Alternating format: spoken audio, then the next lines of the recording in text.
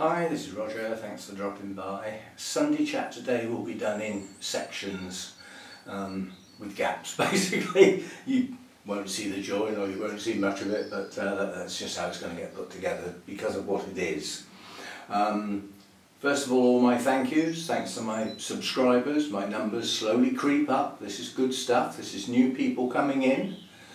We like that. And thanks to all those who just put the thumbs up, it all helps. If you haven't subscribed to the channel and you'd like to see more videos, and old chatty ones like this, they can be literally looking at blooms. I go off to orchid shows, I go out in the field sometimes to look at our native orchids.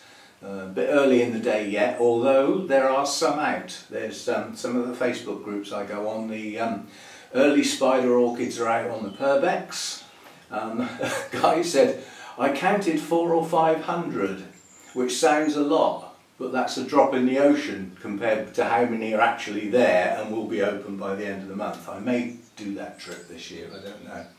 It's a bit of a distance, but and you're lucky to see more than 2, maybe 3 types of orchids, but you will see hundreds and hundreds of the early spider orchids that, strangely enough, are incredibly rare. There's only a few places that they're found in this country, and that's one of them. And there's hundreds of them.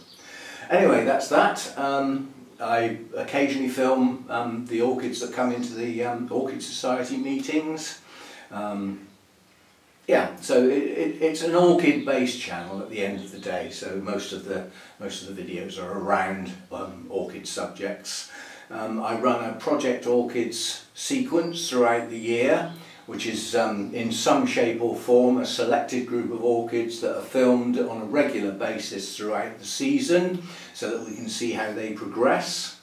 What else do we have? Regular visits, regular things. Anyway, orchid-based channel. Thanks to those on the Patreon site. You're most welcome for staying there, that's good news. And the members, we have no new members to announce, so no shout outs to do today. Anybody who joins the channel physically, that's for a sort of monthly subscription to help contribute to the upkeep and purchase of new orchids. Travelling costs to go to shows, all that sort of thing. It gets fed back in, yeah, so it doesn't go in my wine pocket or anything like that. It does get fed back into the orchid world that I live in. Yeah, so thanks to the members, thanks to the Patreons, and for those who occasionally do the buy me a coffee, it still all contributes, even though those are one-off contributions to say thank you for something specific, something you've seen that helped you out or something along those lines, like leaving a tip in a restaurant, that sort of thing. So that's that. Yesterday's Orchid Society meeting went off without a snag. Bearing in mind I had to do the emergency talk, which does mean getting every bit of kit out, joining it all together, and well, it was quite good actually, because in principle the video itself, a video presentation, sort of 45 minutes long, and that sits on the laptop and that gets played on the laptop. Then we've got a HDMI cable that takes the picture through to the projector up onto the big screen, and then we've got the sound system next to it, and I've got a little external USB sound card that plugs into the laptop, and then that connects up to the sound system. So it's like all joined up, so there was wires everywhere. I had to put chairs over some of the wires to stop people tripping over them. Well, they're supposed to be sat down watching anyway, but yeah, you've got to go careful with cables. And I don't think any of them had ever had that sort of thing before. The closest that would have been a Zoom presentation. But under normal circumstances, the speaker is actually at the front of the thing, whereas I went and sat at the back. I've seen it before. And it was just, you know, I explained to them, it'll be just like watching a film at the cinema or watching a TV programme. Yeah? So sit back, relax and enjoy. And don't put your hand up to ask any questions. There's nobody there. Yeah. Anyway, it went off. And that covered me for not being able to finish my Dendrobium talk, and I've now got 5 weeks to get that finished, which I can sort of relax a bit. hopefully we can get that done without any problems now. So that went off okay. We've started buying tickets for Malvern, so our mindset is working towards the Malvern show, which is at the Three Counties ground in, I've forgotten what county it is now, Worcester I think, but up for me, up country a bit. It's on the borders of Wales really, there's some lovely hills, the Malvern Hills, and if you go down the other side you're in Wales I think. So anyway, I shall be going to that. I've ordered my ticket. We get massive discounts through the Orchid Society. It's about £23–24 to get into that show. We get tickets for 10, which are, you buy a ticket, it's valid on any of the 3 days, not all of them, just one. So this year, Hannah didn't want to come this year. She said, if I go every year I get fed up with it. If I go every other year I really enjoy it, and she came along last year so she's going to give it a miss this year.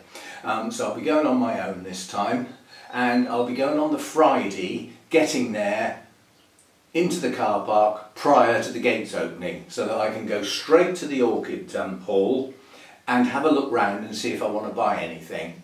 When Hannah comes we usually go on the Sunday. By then, an awful lot of the orchids have been sold, on the trader sort of thing. So by getting there first thing Friday, I hopefully will get a better pick. And we'll see how we go. So that's coming up. The only other thing coming up in between, which I will video obviously, is Burnham's Orchid Nursery are having an orchid fair. It's something they haven't done for ages because of the pandemic. They couldn't have lots of people all crowded into the nursery, whereas now they can. So that's coming up. That's in May sometime. Lynn's coming along with me, so she'll drive to near me and then I'll drive us on there. We will stop at the place for breakfast. That's the deal basically. I do the driving and pay for the fuel, and Lynn buys me my huge big breakfast. We have to have a special plate for me, to get it all on. Well, it's got to last all day, so that's the way I look at it. Yeah, so there's that coming up as well. Not much else in between. Yeah, so that's that. Some bits of news, I suppose in the orchid world, the biggest bit of news for the last 10 years is Danny's decided to come out from hiding behind the laptop. And I must admit, that was a surprise because she spent an awful long time playing the let's guess what top I've got on today and these are my hands. And that's how she's been videoing for an awful long time. To such an extent that people think of her channel in that way. Well, now they've got to think of it in another way because she's come out to play. And she did it if you haven't seen the first video where she's in it, it's worth having a look just for the concept of how she started. Just put me cut down a minute. Because she started off normally, so you can only see her from here down with the hands and her laptop. And so, oh, just a minute, am I out of shot? And she lifts the laptop up and suddenly she appears on the screen. Do you mean I spent all these years and all you could do was see my hands? I just thought it was a nice way of doing it, as though it was a mistake. Anyway, so she's joined the rest of us. I mean, it took me a long time. I spent a long time doing videos without me in it. It took a long time before I decided perhaps I ought to actually be there.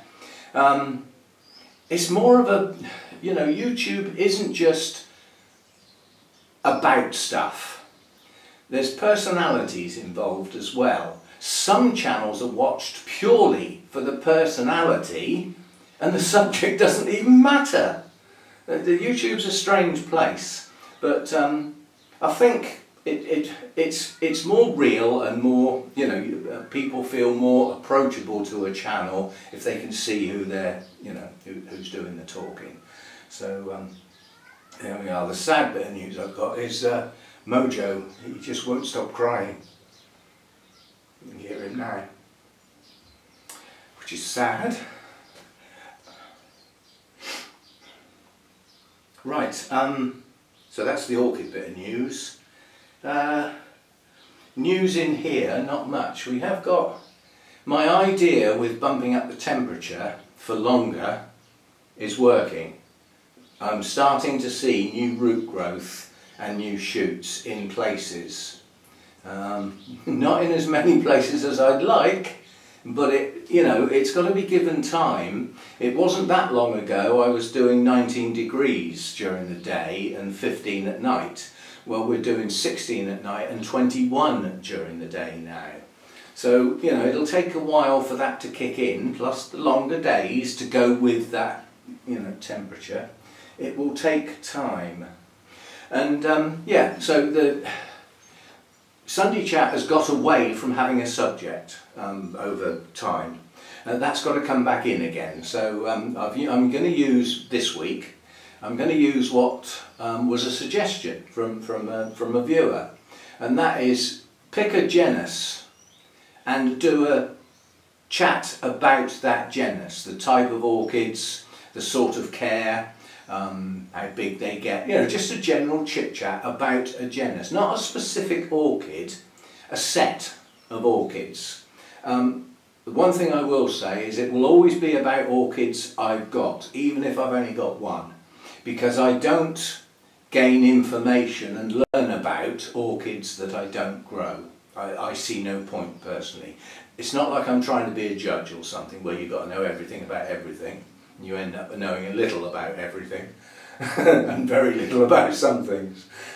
So yeah, we'll have a go at that. So right, I've got something to do now before I get back into that section, because that will probably involve getting the camera off the tripod and actually looking at some plants, which is why I said I'll do it in sections. So I'll be back.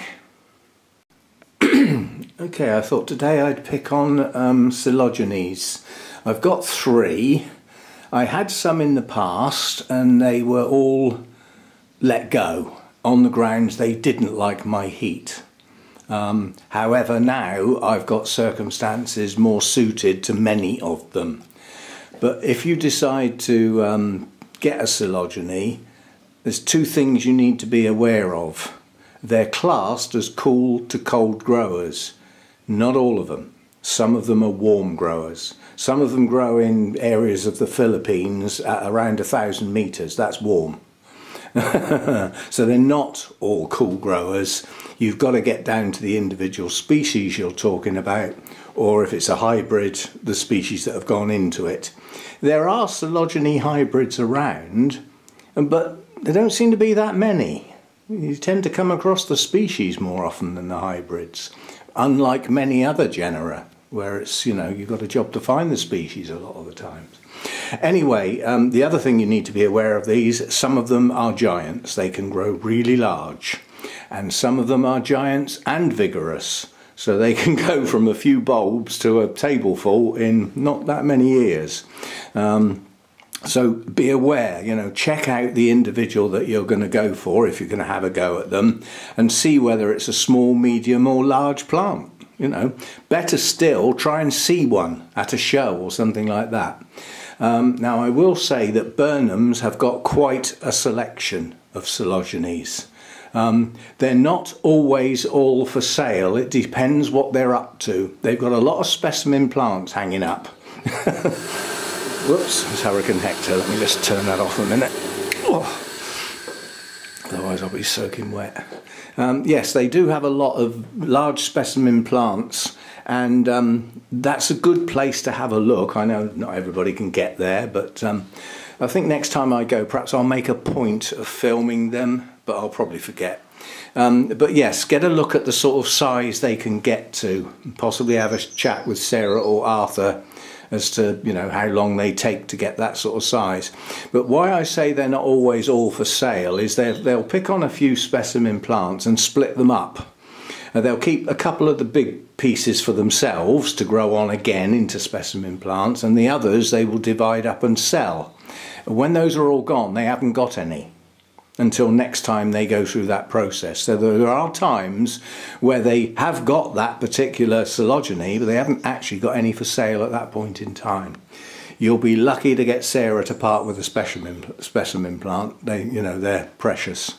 So anyway, I've currently got 3, and I've got 1 hovering in the wings, shall we say. I had a very large Coelogyne cristata, which was the variety Lemoniana, which is the person who named it. Nothing to do with the colour, although it does have a paler centre to the bloom. But nonetheless, that went to Sean, Devon Orchid Society, who I often see at Burnham's. And I did mention to him, if you ever get to split that Cristata Lemoniana up again, can you save me a piece? Because I wouldn't mind it back again now my circumstances have changed. Because it didn't do that well in the heat around the other place, but it will here. That's a cooler grower. That will grow well here. And the Lemoniana version doesn't come up that often, so maybe I'll get a piece back one day. Anyway, the three that I've got, my top tip for these, if you do suffer with high temperatures in the summer, is be aware that they will stop growing. So they will have a stop-start effect. They will come into growth in the spring and hopefully do some blooming and all that sort of stuff at whatever time that plant does, but they tend to grow through the growing season. So as the growths come out, you start watering and feeding much better, you know, and they get going. But then if the heat kicks in, they'll stop. You carry on pouring that water and that feed in, you'll mess your roots up because they're not going to use it. They've stopped growing. And then when it cools down a little bit, they'll start going again. So you get like a stop-start effect. So watch your temperatures in the summer, certainly for the cooler growers. Most of them won't be growing much in the winter. And if, again, like any orchid, if it's not growing much, stop chucking feed all over it. And in addition to that, don't keep them wet in the winter when your temperatures are cool. And that applies to lots of orchids. But these can go quite dry through the winter when they're effectively not growing. They're not dormant, they've still got leaves on. You know, they still look like a nice plant, but they're just not doing anything. And when they're not doing anything, don't give them loads of water and feed to try and do something, because they won't be able to use it and you lose your roots. Some of these are very susceptible to root disturbance, and some will sulk, really. Some will sulk for 2 years before they get going again. One of the ones I had did. It did nothing for 2 years and then it put up 1 new growth. It really sulked.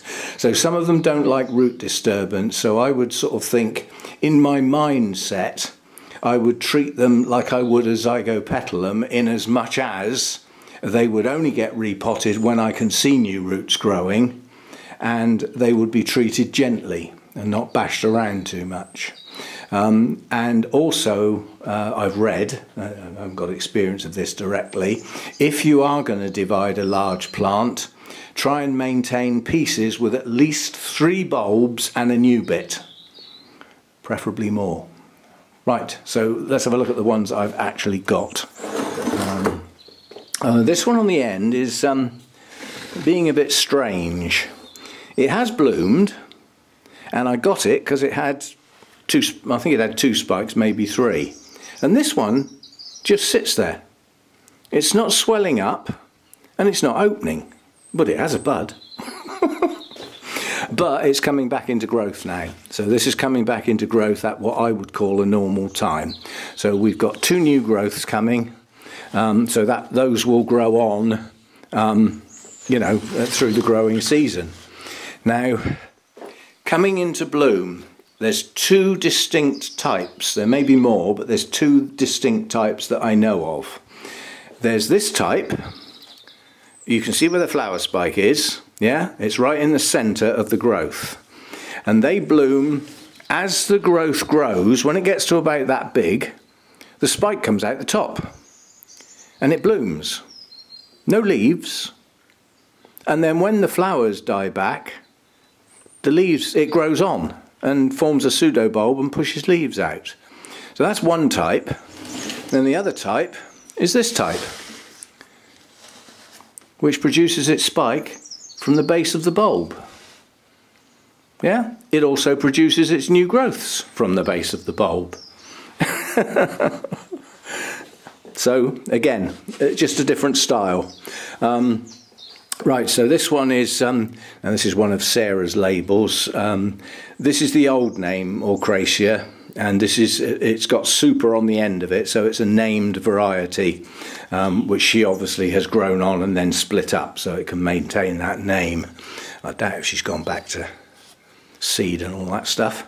Anyway, this is growing well. It's got 2 good spikes that are going to have quite a lot of blooms on. Now, going back to my feed issue and using the K-Lite for the latter half of the season last year, and as a consequence I noticed that a lot of my spikes didn't have many blooms and they were smaller. Well, this one is growing its spikes based on my change of feed and my new way of feeding. These are good spikes. That is going to be quite a little show there. We've definitely got 2 spikes. I don't know what that's going to do. Is that going to be another spike following on, or will that be a new growth? We'll have to wait and see. But I'll stick a pop-up up of the blooms. The blooms are really, really nice to look at. They're not giant blooms, but then this can grow into a massive plant width-wise, and it'll clamber over the side of the pot. It'll do all that sort of stuff, but these are the size of the bulbs. They can be a bit bigger than that, and these are the size of the leaves. Now this one is a bit more of a giant. This is a more recent one. This is Moriana, and this is classed as one of the large whites. There is a set of them. They're cool growing, and they have the largest of the Coelogyne blooms, and they tend to be based on white. So they, you know, Coelogyne blooms from pristine white with a colour in the lip of some sort, gold, brown, greeny colours. They do vary, but the actual bloom itself can vary in colour, and it can fade through sort of straw colours towards brown. It can also have a peachy tinge and head towards green. There is one particular species, I can never remember what it is, which is actually a lovely green with black markings. It's very striking if ever you see it in real life, very striking. Anyway, this one, the new growths are pushing on, forming their leaves, swelling their bulbs, and as Arthur said when I bought it, this one was going to bloom, and he said the other 2 are not going to bloom. They would have done it by now. So they'll turn into nice healthy growths, and next year the new growth should be preceded with a flower spike. As I said, they push their growth up, flower spike comes out, does the blooming thing, spike dies back, then the bulb grows on and swells and the leaves come out. So we should get blooms on that next year. See how we go. And then this one up here, this is one I hadn't heard of, but this was for sale at Burnham's by somebody in the Devon Orchid Society, and it's Lawrenceana.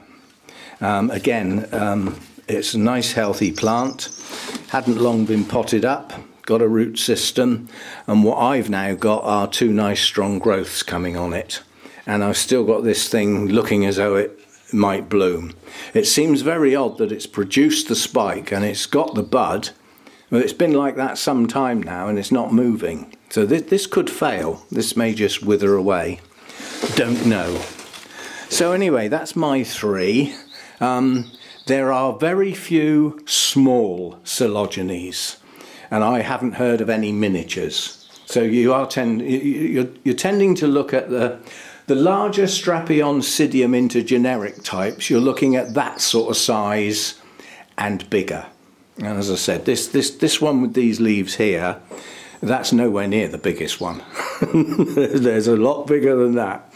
There are Coelogynes with leaves twice that size. So go steady, you know, especially if you're ordering online, where you look at a photo of a plant, well, that gives you no impression of size. You know, if I took a photo of that with that black background, took it out the way and took a photo of that, you wouldn't know the difference in the size. It's only when you see them together.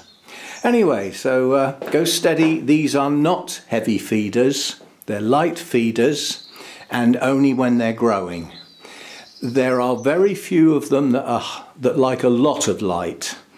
They're like a lot of others though. They have a reputation for being cool and shady. And a lot of people suffer with the lovely strong plants with lovely dark green leaves and not a bloom in sight because they're keeping them too dark. Yeah. So if you've got a Coelogyne that just won't bloom, move it.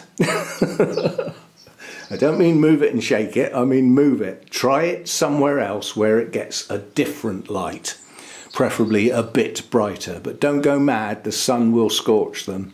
Now some people grow these outside through the summer and wait till it's almost frosty before they bring them back in, but not, I would suggest probably not in direct sun.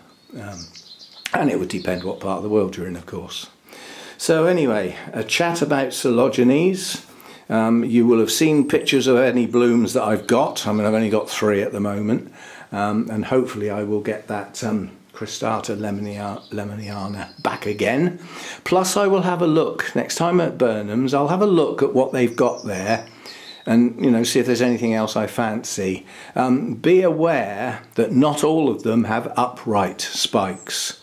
Some of them have very, very pendulous spikes, and the spike will go over the edge of the pot and hang down. So you've got to get the pot up in the air somewhere, or basket. Basket suits those types. But they will hang directly down, like some of the Cymbidiums are, you know, truly pendulous spikes, and some of the Coelogynes are that way inclined as well.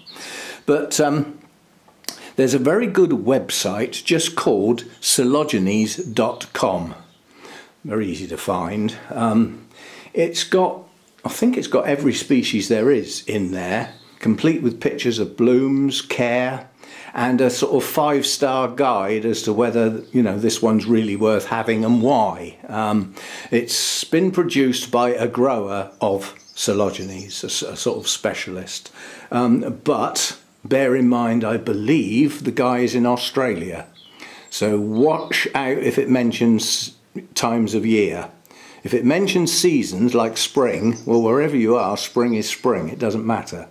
But if it mentions March, just remember that's totally different down under. So anyway, there we go. Some Coelogyne chat, and that's my genus for this Sunday chat. Okay, so there we go, Sunday chat for this week. Another nice bit of news that probably interests next to nobody. Yesterday, up in the big tree, I saw the first goldfinch of the year. And today, earlier on, there was one on the bird feeder. Now, where they've gone this year, I don't know. This all through the sort of, you know, January, February, March time last year, there were goldfinches all over the place, up in the surrounding trees and on the feeder. This winter, they're just gone. That's the first one I've seen for the whole winter period. And if they were around, I'd hear them even if I couldn't see them. So they're just not here. But that was one anyway, just a single. So that was good. And the other thing is, I forgot to say, don't forget that there is a deal on the merchandise on the go at the moment. It's nothing really to do with me. The company that that manufactures and posts out the merchandise, you know, I do the design and sort of set it up, but they deal with everything. So you order through them and they post and everything. But basically they're running an offer at the moment with 25% off. Now that is a lot, but it is only for the goods, not the postage. So if you fancy, you know, a sort of memento of the channel, something with, you know, the channel ID on it, there's, what is there, there's sweatshirts, there's t-shirts, different types, comfort t-shirts, basic t-shirts, and mugs, a couple of designs of mugs and things like that, various sort of words on them. There's a tote bag. The tote bag's a bit amusing. I've got quite a lot of expressions that I use, and I put them all together, all different angles and different colours, on a tote bag. That's quite an interesting item. It doesn't specifically say, you know, Roger's Orchids in great big letters or anything. It's just lots of little expressions. I did that years ago.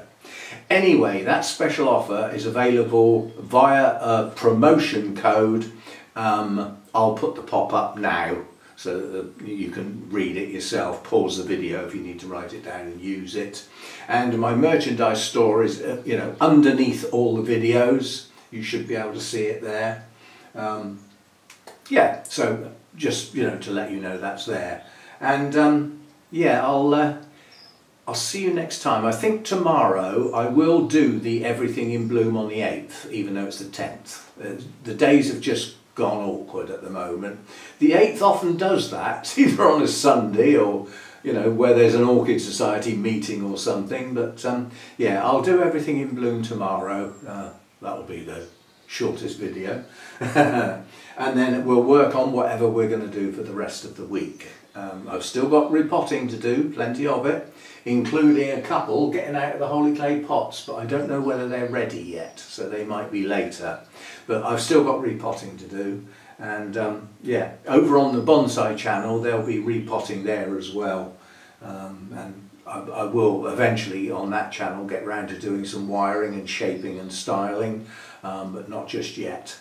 I'm afraid in the bonsai world I'm of a mind that putting wire on plants at this time of year is not the best of ideas. You're going to get a surge of sap up from the base of the tree, forcing out all that new growth, producing the leaves and everything. There's a swelling event going on at this time of year, and if you put wire on, it's going to bite in. My idea with wiring is to wait until all that swelling is finished and the main flush of growth is done and the plant settles down for the rest of the season. That's not a bad time to put the wire on, then it can stay there all through the winter as well, and take it off before it starts doing the woomph again in the spring. So there'll be some stuff going on the bonsai channel as well, for those of you who are interested. Links in the description, along with the link to the Patreon site, the link to, I think, Buy Me a Coffee's there as well, and the link to the Facebook group as well. They're all the description. The description has all the links that I'm involved with, and I'll see you next time. Thanks for dropping by.